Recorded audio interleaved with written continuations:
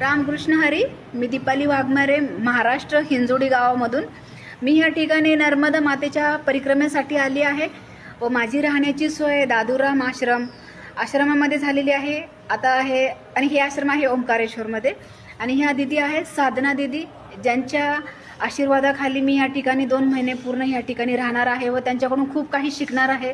ह्या दिदींना म्हणजे खूप काही ज्ञान आहे, खूप म्हणजे महंत आहेत ह्या खूप मोठ्या.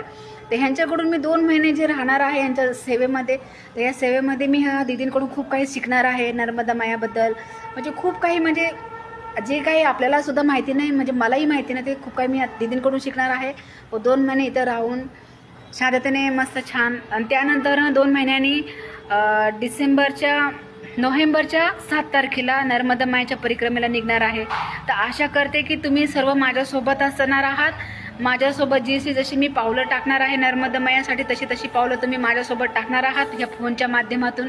ही तुम्हा सर्वांकडून आशा करते व ही आशा करते की तुम्हीही या नर्मदे मातेच्या परिक्रमेसाठी व इथं आल्यावरती हे जे म्हणजे दादूराम आश्रम जे आहे ओंकारेश्वरमध्ये, ह्या ठिकाणी पण तुम्ही नक्की भेट द्या. ह्या साधना दिदी आहेत, ह्यांच्याकडून तुम्हाला खूप काही शिकायला मिळेल, खूप काही माहिती मिळेल, खूप काही ज्ञान तुम्हाला प्राप्त होईल.